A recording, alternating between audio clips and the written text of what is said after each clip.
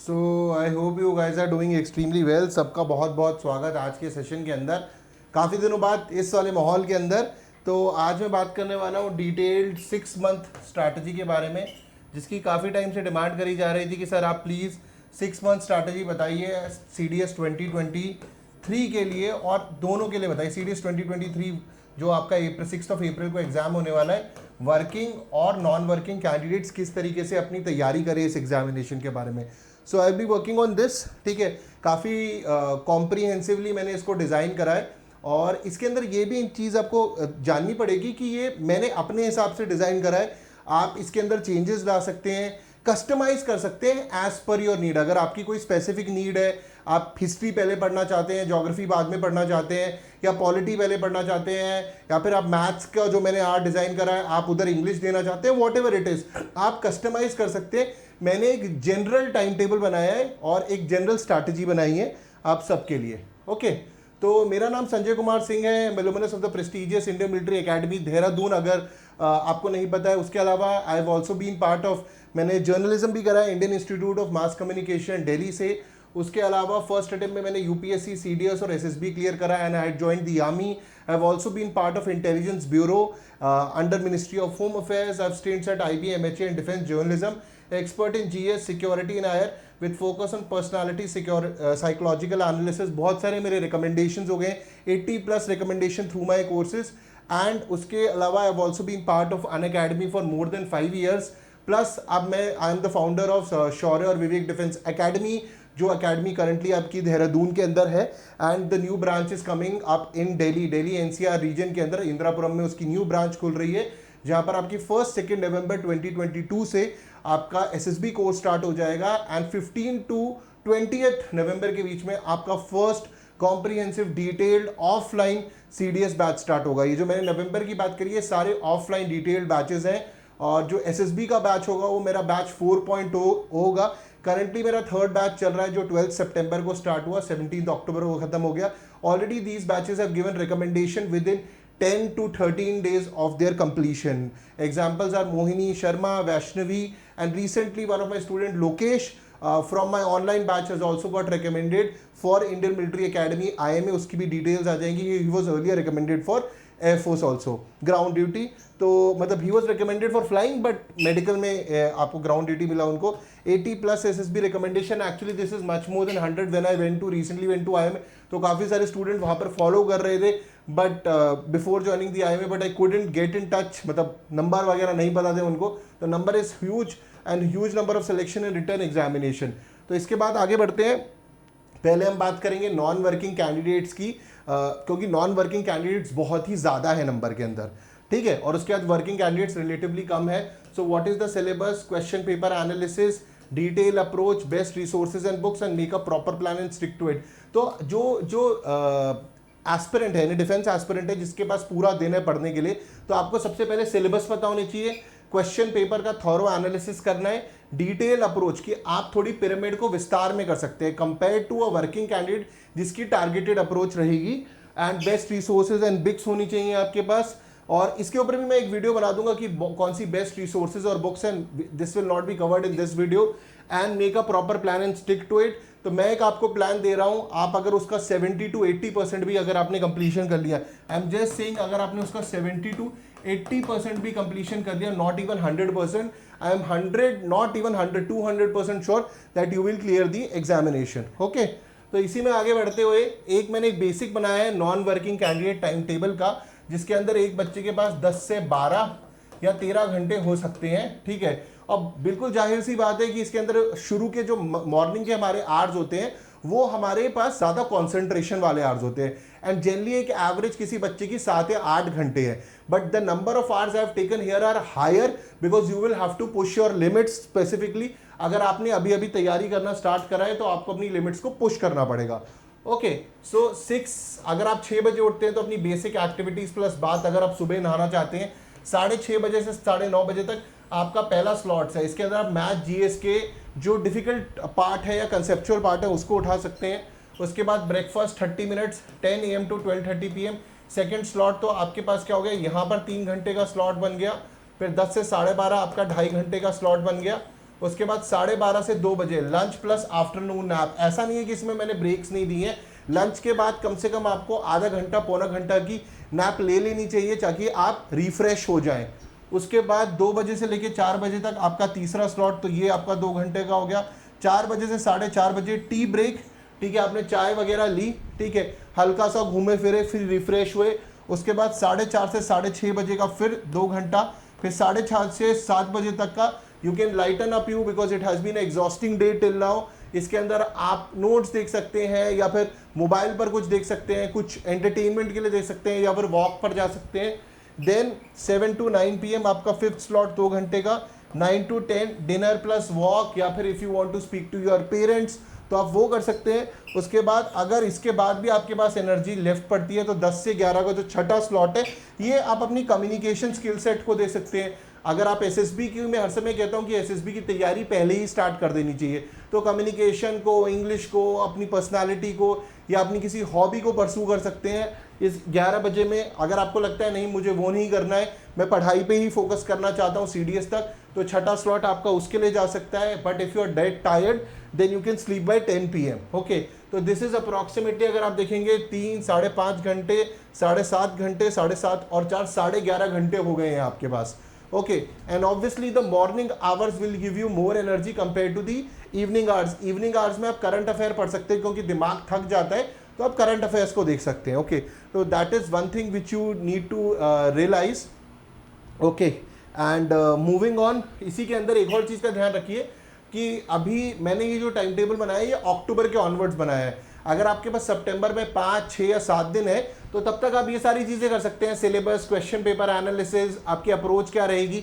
Approach तो मैं यहाँ पर बता ही रहा हूँ आपको, make a proper plan and stick to it. और अगर आप इसमें कुछ चेंजेस करना चाहते हैं, मूविंग ऑन, अब मेरे 1 अक्टूबर से ये आपका हो गया 31 अक्टूबर। ओके, तो 10 से 12 घंटे, ठीक है, मैं एक एवरेज लेके चल रहा हूँ कि आपके पास 10 से 12 घंटे होंगे पढ़ने के लिए। ओके, और यहाँ पर भी 10, और मैंने 2 पार्ट में डिवाइड कर दिए, Indian Military academy, air force academy, Indian naval academy और ओटीए। 2 पार्ट में क्यों डिवाइडेड है? बिकॉज यहाँ पर मैथ्स होगा और यहाँ पे सिर्फ मैथ्स नहीं होगा, सिर्फ जीएस इंग्लिश होगी। तो 4+4+4 आवर्स कस्टमाइज कर सकते हैं आप इसको कि आप 4 घंटे में पढ़ना चाहते हैं, जैसे मैंने तो ब्रेक्स दी हुई हैं आपको कि आप वैसे फॉलो करना चाहते हैं, it is as per you. आप 2+2+4+4 करना चाहते हैं, जो भी आप करना चाहते हैं वो आप अपने हिसाब से कर सकते हैं। ओके, तो जीएस, हिस्ट्री एंड पॉलिटी से स्टार्ट करिए, 4+1 hours, English 2 hours, maths 2 to 3 hours, current affair 1 to 2 hours, revision and MCQ PYQs 1 to 2 hours.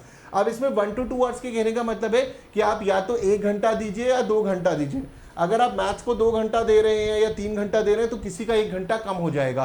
तो इसलिए आपको ये पता लगाना पड़ेगा कि आपके स्ट्रॉन्ग एरियाज कौन से हैं और आपके वीक एरियाज कौन से हैं। तो जो आपको लगता है आपके स्ट्रॉन्ग एरियाज है उनको आप थोड़ा कम टाइम दे सकते हैं, वीक एरियाज को ज़्यादा टाइम दे सकते हैं। सिंस हम अक्टूबर की बात कर रहे हैं और आपका एग्जाम 6 अप्रैल को, अप्रैल के अंदर है, फर्स्ट वीक के अंदर, तो there is a huge amount of time, काफ़ी ज़्यादा टाइम है आपके एग्जामिनेशन के अंदर। और तो आप अभी कॉम्प्रीहेंसिवली जीएस पे ज़रूर फोकस करें ताकि जीएस के मेजर एरियाज खत्म हो। तो ये हो गया। सिमिलरली सेम चीज़ यहाँ पर है, हिस्ट्री एंड पॉलिटी, बट यहाँ पर इंग्लिश के 3 घंटे हो गए, करंट अफेयर का 1 घंटा हो गया, रिविजन एंड एमसीक्यू पीवाईक्यूज। अब सिंस आप एक एस्पिरेंट है, आपके पास बहुत ज़्यादा टाइम होगा पीवाईक्यूज और एमसीक्यूज को स्टैटिक से कंपेयर खत्म करने का compare to a working candidate, क्योंकि वर्किंग कैंडिडेट के 4, 5 या 6 ही घंटे होंगे। ओके, सो मूविंग ऑन,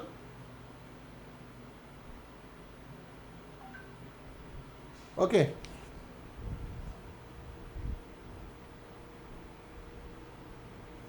तो मूविंग ऑन 10 to 12 सेम चीज़ ये। इसके अंदर अगर आपका कोई एरिया इस पार्ट का बन गया, हिस्ट्री और पॉलिटी का बच जाता है, तो उसके अंदर ये आप देख रहे हो ये 10 दिन का है, ठीक है, ये 1, 2, 3, 4, 5, 7, 8 के 10 दिन हो गए इसके अंदर। इसके अंदर कुछ पोर्शन बच गया है हिस्ट्री पॉलिटी का या किसी और टॉपिक का, मैथ्स और इंग्लिश का, आप उसको खत्म कर सकते हैं। तो this is like a buffer time before you start something new. और मैंने जीएस के 2 ही टॉपिक लिए हैं क्योंकि एक टॉपिक कई बार बहुत बोरिंग हो जाता है और अगर वो ज़्यादा टाइम ले खत्म करने में तो मन पे हावी होने लगता है यार कि सिर्फ मेरा एक टॉपिक कंप्लीट हो रहा है या फिर मेरा पूरे टॉपिक कंप्लीट नहीं हो रहे। अब आपको लगता है कि हिस्ट्री पॉलिटी में अगर आपको और टाइम देना है तो आप दे सकते हैं, दिस इज एज पर मी। तो अप्रॉक्सीमेटली अगर आप देखेंगे आपके पास 40 डेज हो रहे हैं इन दोनों सब्जेक्ट्स के लिए, which is a good amount of time. तो break even part, small topics and left over, अगर कोई छोटे टॉपिक आपको कंप्लीट करने हैं या फिर कोई छोटे टॉपिक छूट गए थे पॉलिटी हिस्ट्री के, उसको आप कंप्लीट कर सकते हैं। Similarly English, maths, current affair, वो सारी चीज़ें चलेगी। बट इसमें एक इंपॉर्टेंट चीज़ आ गई, नोट मेकिंग एंड स्निपेट्स, जो मैंने इस वाली स्लाइड में ऐड नहीं करी थी। अब सिंस इसमें नोट मेकिंग और स्निपेट्स आ गई हैं, इससे आपको ये ध्यान में रखना है कि अब जो आपने टॉपिक्स पढ़े थे उसके आप रेडीमेड नोट्स बना लें। जैसे आप उसके रेडीमेड नोट्स बना लेंगे, उसको आप एग्जाम के अंदर यूज कर सकते हैं, ठीक है। That can be used in the examination, that can also be used जब एग्जामिनेशन से पहले आपको रिविजन करना होगा तब यूज होंगे। तो that can be used in the examination, मतलब एग्जामिनेशन से पहले जब आपके पास 8, 10, 15 दिन होंगे तब आप उसको रिवीजन करेंगे, रादर देन एक पूरी मोटी किताब उठाए। The snippets will be helpful. Same will go out here, यहाँ पर भी सेम चीज़ है बट यहाँ पर सब्जेक्ट बदल जाते हैं। उसके बाद 11 नवंबर टू 28 दिसंबर सेम चीज़ गोज, बट यहाँ ज्योग्राफी साइंस आ गया, English, maths, current affair, revision, MCQ वापस। Okay, 10 to 12 years GS, geography and science, English 3 hours, current affair 1 hour, revision and MCQs। तो MCQs and PYQs, previous year questions की बहुत ज़्यादा importance है, चाहे CDS का एग्जाम हो, CAPF का हो, AFCAT का हो या NDA का हो, क्योंकि जब आप प्रीवियस ईयर क्वेश्चंस को करते हैं तभी आपको पता लगता है कि पेपर का पैटर्न कैसा है। आप साइंस के प्रीवियस ईयर क्वेश्चंस को करेंगे, आपको एग्जैक्टली पता लग जाएगा कि किस तरीके के सवाल आपके लिए आ रहे हैं। ओके, तो moving on from here again देखिए, फिर वही 21 दिसंबर टू 1 जनवरी वही ब्रेक इवन पार्ट्स और या नोट मेकिंग स्निपेट्स आ गए आपके, exactly which I was talking about. तो इससे आपको क्या होगा, स्निपेट्स मिल जाएंगे, नोट मेकिंग हो जाएगी आपकी जो आपने कवर अप करा। अगर आपके कोई टॉपिक छूट गए तो आप उसको कवर कर सकते हैं। आपको लग रहा है कि आपकी इंग्लिश बहुत ज़्यादा स्ट्रांग है तो आप दूसरे सब्जेक्ट्स को टाइम दे सकते हैं। ओके, एंड हेयर यहाँ पर भी same 3 hours 1 hour। We are moving on 21 to then 2 January to 25 January, economics and revision and focus on more current affairs. ठीक है, अब करंट अफेयर्स में मैंने यहाँ पे ज़्यादा फोकस बोला है क्योंकि सिंस आपके स्टैटिक एरियाज काफ़ी कंप्लीट हो चुके हैं, तो करंट अफेयर कम से कम आपको 8 महीने से लेके 1 साल का करना चाहिए और आपके पास अभी टाइम है। आप कोई 3 महीने पहले नहीं पढ़ रहे हो, ये 6 मंथ स्ट्रैटेजी है and 6 month are more than enough to clear the CDS examination. तो यार focus on more on current affair. Economics के कुछ कम क्वेश्चंस आते हैं बट सिंस आप लोगों के पास टाइम है तो आप इकोनॉमिक्स के सेक्शंस को देख सकते हैं। बट अगर यही चीज़ मैं स्ट्रैटेजी 2 या 3 महीने की बता रहा होता तो मैं इकोनॉमिक्स को शायद इतनी वेटेज ना देता, क्योंकि भले बाकी सेक्शन से ही आपके 70-80 क्वेश्चन बन जाएंगे।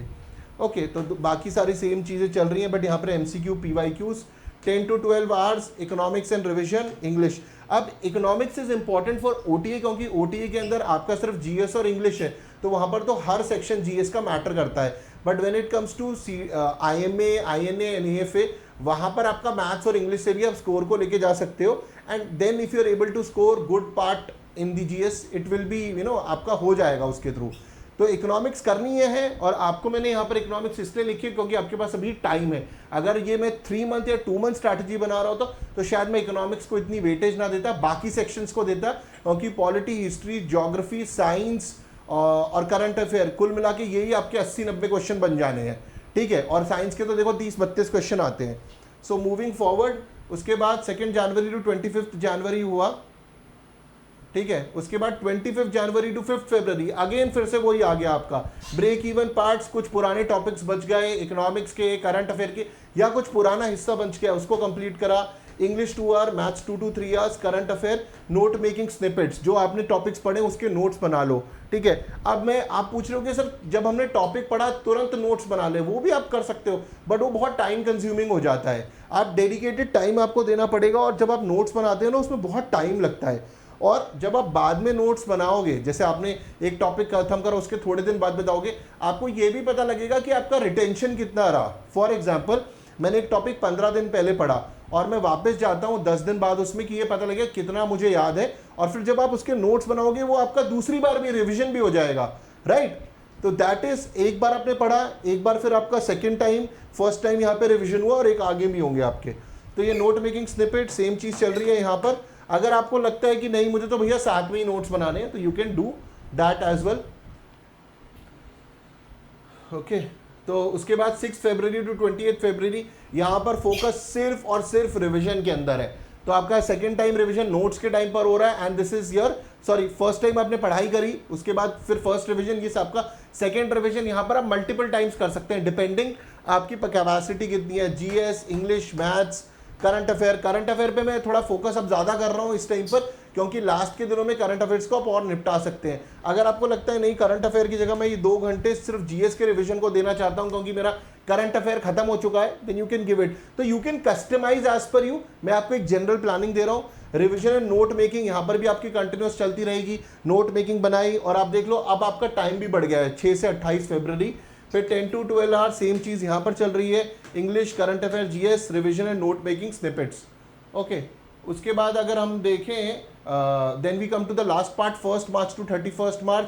इसके अंदर तो भैया ये है आपका practice time, huge practice time होगा। जो आपकी यूट्यूब पे कहीं पे मैराथॉन्स चलती है, this is the time to do it. Marathons जितनी भी है 10-10, 12 घंटे की या 6 घंटे की, ये मैराथॉन्स आपके टॉपर के लिए होती है जिनकी सिलेबस कंप्लीट हो चुकी है, यानी जिनका एग्जाम निकलने वाला है। तो this is for those people who will clear the examinations, in the sense जिन्होंने अपना प्रॉपर सिलेबस कंप्लीट करा है, रिवीजन करा है, एमसीक्यू पीवाईक्यू लगाए हैं, अब वो और टेस्टिंग करना चाहते हैं ताकि उनका स्कोर और बढ़े। तो यहाँ पर PYQ practice, MCQ practice, mock practice. Since आप पूरा दिन पढ़ रहे हो तो आप मॉक को टाइम दे सकते हो।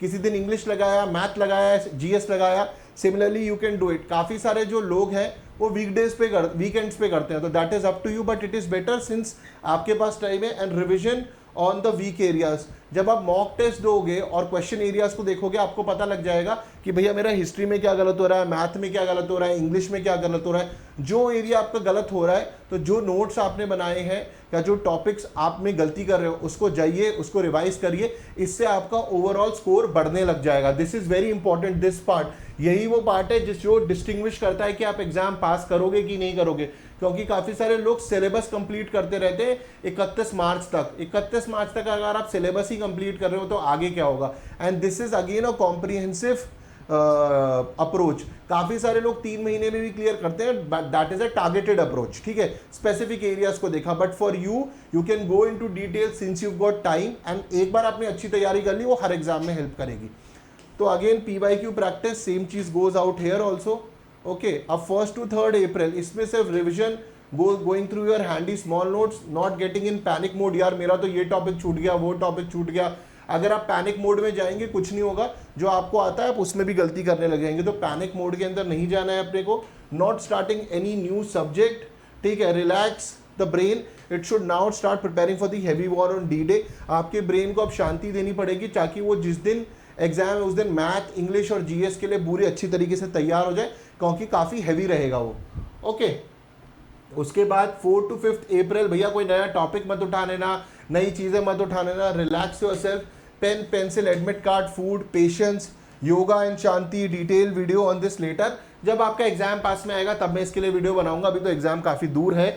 बट यही है, आप योगा, शांति, म्यूजिक सुनते हैं, अगर आपको म्यूजिक से शांति मिलती है तो आप उसको फॉलो करते हैं, विच इज जो भी आपको सही लगे। ठीक है, तो this has been the strategy for a non working candidate. उसका क्या टाइम टेबल हो सकता है और कैसे उसको अपने महीने को डिवाइड करना चाहिए। अब आपके बुक्स कौन से और कौन से इंपॉर्टेंट टॉपिक्स हैं उसको मैं किसी और वीडियो में कवर करूंगा, but this is the major strategy for a non working candidate. अब हम आते हैं वर्किंग कैंडिडेट के ऊपर। ठीक है, वर्किंग कैंडिडेट के ऊपर आते हैं।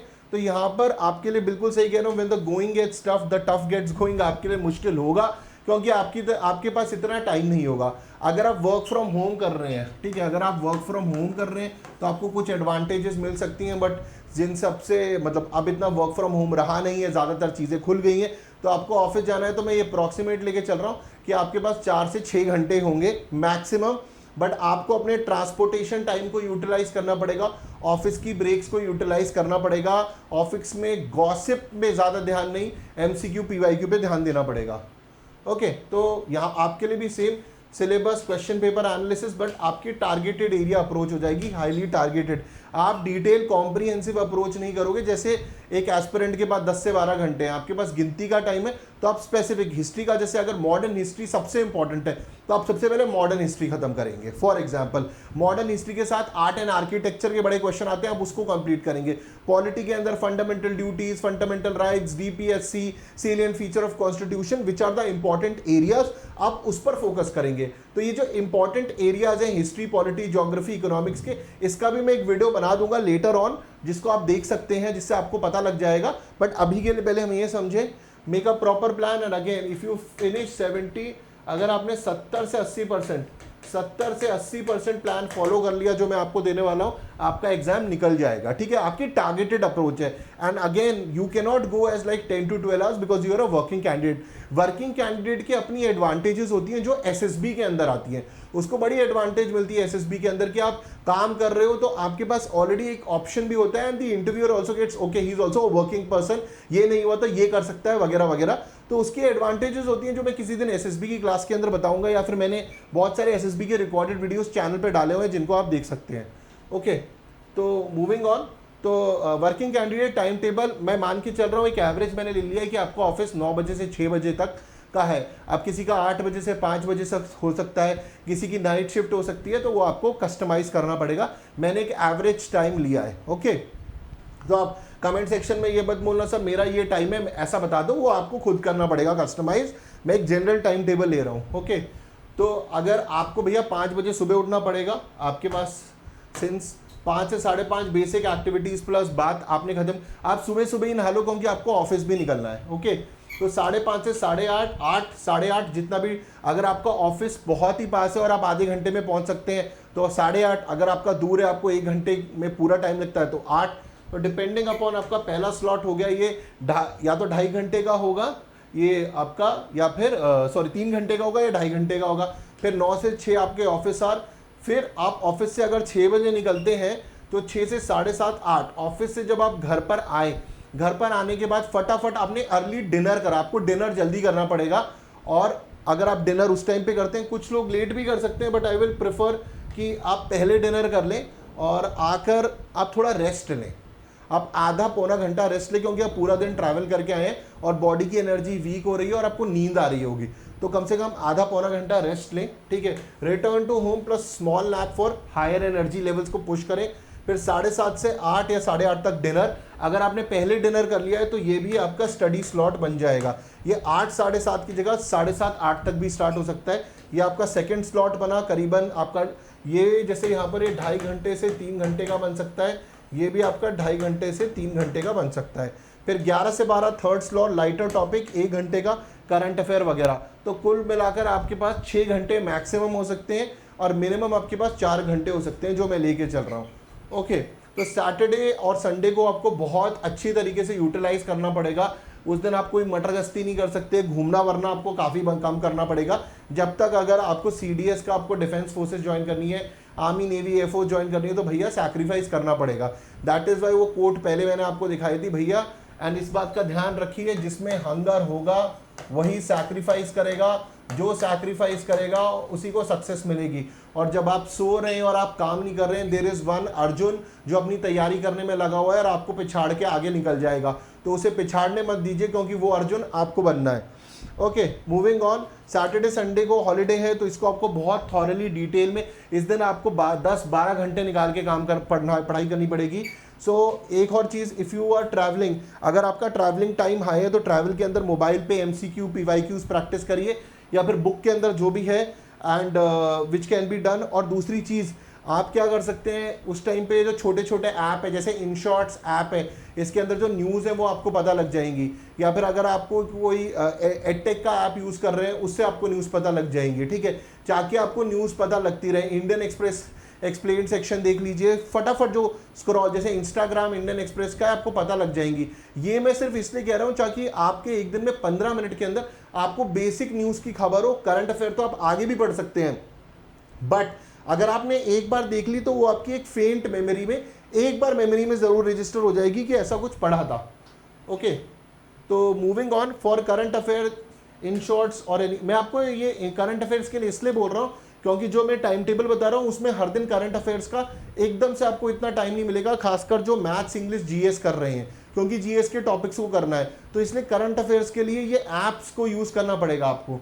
उसके बाद wherever you are updated about current happenings 10 to 15 minutes, तो आपको पता लगे भैया क्या चल रहा है। 10 से 15 मिनट आप ऑफिस के अंदर, आपको जो लंच ब्रेक मिलती है 1 घंटे की, उसमें देख लीजिए। ऐप में फटाफट स्क्रॉल करके InShots में छोटी छोटी न्यूज़ आती है, तो आप अपडेटेड रहोगे। 15-20 न्यूज़ क्या भैया हुआ है। फॉर एग्जांपल आपको आईएनएस विक्रांत की डिटेल शायद ना पता हो, बट ये पता चल गया भैया कमीशन हो गया है, इंडियन नेवी का इंसिग्निया बदल गया है, कहाँ से कमीशन हुआ वगैरह, छोटी छोटी न्यूज़। और इसके अंदर मैंने अपने चैनल पे 1 मिनट रील्स भी शुरू कर दी है जो आपको बहुत हेल्प करेंगी टॉपिक्स को कवर करने के अंदर।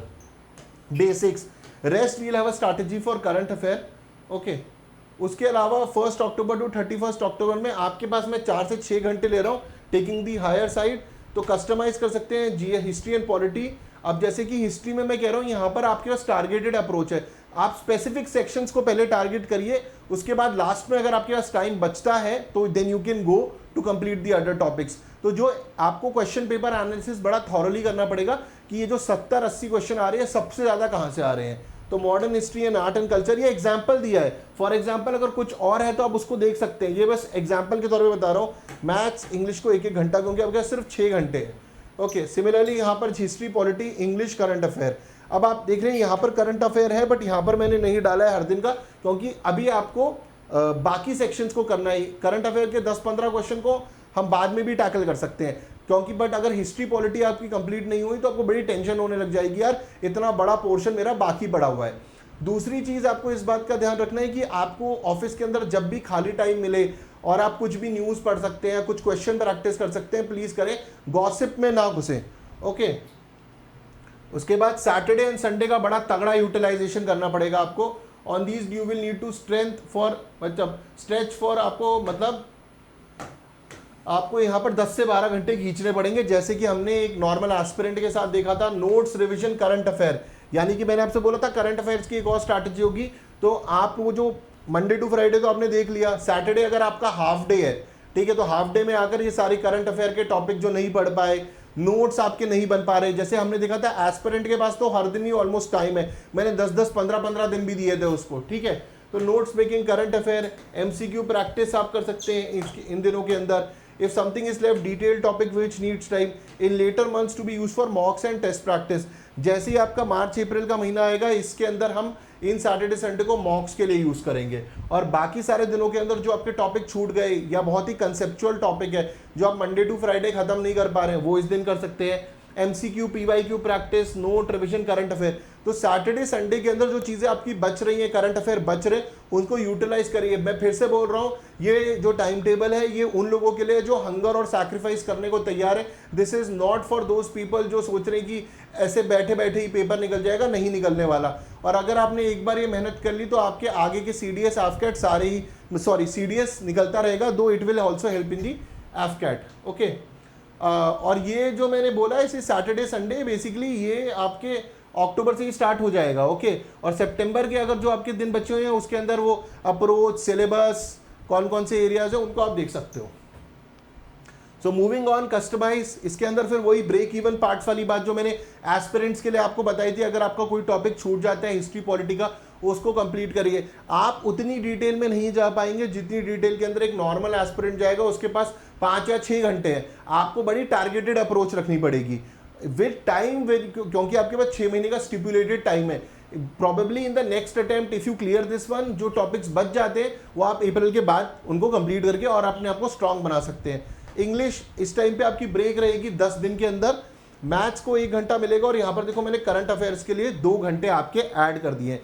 बट अगर आपको लगता है नहीं मेरा करंट अफेयर ठीक है, मैंने सैटरडे संडे को ही सारी चीजें कंप्लीट कर ली है, तो आप इंग्लिश को अपना टाइम वापस दे सकते हो या मैथ्स को दे सकते हो, जो भी आपका वीक एरियाज है। आपको लगता है नहीं यार इंग्लिश मैथ्स ठीक है, जीएस के बचे हुए टॉपिक कंप्लीट करता हूँ, इसको करूंगा। बट इन तीनों चीजों को साथ में लेकर चलना है, चाहे आप एक एस्पिरेंट हो या वर्किंग कैंडिडेट। अगर आप सिर्फ एक चीज को पकड़ के चलोगे बहुत दिक्कत हो जाएगी। लोगों का पूरा मैथ छूट जाता है, पूरा इंग्लिश छूट जाता है, and English and maths are very important for the PC entries, permanent commission entries, और जो आपकी शॉर्ट सर्विस कमीशन है वहां पर भी इंग्लिश बहुत मेजर रोल प्ले करता है। इंग्लिश के बेसिस पे बच्चे नंबर उठाते हैं अपने 70, 80, 90 नंबर, और बचे हुए नंबर जीएस से उठाते हैं। इंग्लिश बहुत इंपॉर्टेंट है, उसको लाइटली मत लेना। सिमिलरली यहाँ पर भी सेम चीज़ है, इंग्लिश 1.5 घंटा, करंट अफेयर 1.5 घंटा मैंने दे दिया है, and GS break even parts. अगर आपको लगता है नहीं यहाँ पर मैं एमसीक्यू, पीवाईक्यू प्रैक्टिस करना चाहता हूँ, बाकी सारी चीज़ें हो रही हैं, you can add that also, किसी एक चीज़ को रिप्लेस करके। ये पार्ट आपको खुद कस्टमाइज करना पड़ेगा, क्योंकि जैसे जैसे आप तैयारी करेंगे आपको अपनी कैपेबिलिटीज का पता लगेगा कि मैं किस में अच्छा हूं, किस में खराब हूं। ओके, मूविंग ऑन, सेम चीज। अब आपके पास ज्योग्राफी साइंस आ गई, इंग्लिश मैथ्स हो गए 6 घंटे, ज्योग्राफी इंग्लिश करंट अफेयर। अब ओटी वालों के पास करंट अफेयर इसलिए है क्योंकि इनके पास मैथ्स नहीं देना है, ठीक है, तो they have that option. Similarly फिर यहाँ पर ब्रेक इवन के अंदर अभी देखो करंट अफेयर फिर से आ गया, complete the pending areas, English on break, if you don't want to give on break then you can concentrate, replace current affairs with it. अब क्योंकि इससे पिछले वाले के अंदर आपने पूरा, आप देखो 11 से 20 इंग्लिश को आपने टाइम दिया हुआ था अपने आपको 11 से 20 दिसंबर तक, और 21 दिसंबर टू 1 जनवरी again break even parts. Okay, तो 1 नवंबर टू 10 नवंबर, okay, and then 11 November to 20 दिसंबर ज्योग्राफी एंड साइंस, ठीक है। अभी ज्योग्राफी और साइंस के टॉपिक्स इतनी जल्दी आपके खत्म हो नहीं सकते हैं, ठीक है, दोज आर बिग एरियाज। तो इस इन दिस पार्ट के अंदर भी आपको अपनी ज्योग्राफी और साइंस को लेके चलना पड़ेगा, इवन इन दिस एरियाज, ठीक है, कंटिन्यू आपको लेके चलना पड़ेगा। तो हम इसको मान सकते हैं, अगर हम पिछली स्लाइड पे जाएं तो ये 11 नवंबर से लेकर आप 1 जनवरी तक इनको कंटिन्यू कर सकते हैं, ठीक है। Long time will have to give, क्योंकि साइंस बहुत ही इंपॉर्टेंट एरिया भी है पेपर का। Okay, and if you feel that कि नहीं इकोनॉमिक्स मुझे नहीं देखना है, मुझे अपना साइंस का एरिया ही देखना है, मुझे अपना ज्योग्राफी का एरिया देखना है, और कॉस्ट बेनिफिट रेशियो जो है वो बड़ा कम है, ठीक है, कॉस्ट बेनिफिट रेशियो मेरे को बहुत ज़्यादा कम मिल रहा है इकोनॉमिक्स के अंदर, बिकॉज इकोनॉमिक्स के इतने क्वेश्चन आएंगे नहीं, मेरा टाइम कम है, तो you can give that time to science and geography, that is up to you. But अगर आपको लगता है कि आपके पास 5-6 क्वेश्चन का टाइम है तो आप देख सकते हैं, otherwise you can focus on your science, geography और करंट अफेयर। आपको लगता है नहीं current affair, economics current affair को मैं पहले निपटा चुका हूँ, तो you can give it to that, it's as per you. तो इसलिए जो ये वाली स्लाइड है इसके अंदर बेसिकली यहाँ पर आपका ज्योग्राफी और साइंस ही कंटिन्यू होगा, रह गया था वो लिखना। Okay, moving on, English 1 hour, maths 2 hours, maths के आवर बढ़ गए हैं, यहाँ पर भी आपके साथ है। यहाँ पर आपको इकोनॉमिक्स पे बिल्कुल ध्यान देना चाहिए, economics plus science plus geography, क्योंकि ओटीए के अंदर आपको जीएस के हर सब्जेक्ट पे ध्यान देना है, ठीक है। बट आपको लगता है कि पहले मैं साइंस कंप्लीट कर लूँ क्योंकि साइंस थोड़ा कॉम्प्रिहेंसिव है, then you can go for this. Okay, तो अगेन कंटिन्यूड 1 फरवरी टू 10 फरवरी, break even part, small topics left over, English maths. Again कोई टॉपिक्स आपके छूटे हुए हैं तो उनको आप देख सकते हैं, आपको लगता है इकोनॉमिक्स का टॉपिक छूटा हुआ है, साइंस का कोई टॉपिक छूटा हुआ है, या ज्योग्राफी का, या उससे पहले सब्जेक्ट्स का, you can complete in this time. Okay, these are the things which you can complete. और सैटरडे संडे को आपको ध्यान रखना चाहिए, जो मैंने बताया, सैटरडे संडे को आपकी नोट मेकिंग प्रैक्टिस चल रही है, सैटरडे संडे को आपके करंट अफेयर भी चल रहे हैं। और अगर आपको लगता है कि current affairs have given even of time and I can give, Saturday Sunday को मैं कोई जीएस का टॉपिक भी कंप्लीट कर सकता हूँ, वो भी मैंने आपको बताया था, दैट यू कैन कंप्लीट। ये वाला जो मोटा मोटा टाइम टेबल है ये मंडे टू फ्राइडे का है, सैटरडे संडे का तो आपका 12 घंटे का टाइम टेबल है, जिसको आप मोटा मोटा जो एक नॉर्मल स्टूडेंट का मैंने दिखाया था उसकी तरह यूटिलाइज कर सकते हैं। ओके, फिर रिवीजन आ जाएगा, लेफ्ट ओवर्स 10 फरवरी टू 28 फरवरी। अब देखो रिवीजन आपका फरवरी में स्टार्ट हो रहा है, मार्च में नहीं। Revision English maths current affair चालू है, ठीक है, जीएस इंग्लिश करंट अफेयर। तो अगर आप देखोगे काफ़ी एम्पल टाइम है आप लोगों के पास भी, अगर आप 6 महीने की बात करते हो, you can definitely finish the syllabus and go for it. Okay, then the next is आपके पास मॉक्स, तो यही PYQ practice, MCQ practice, current affair plus note making.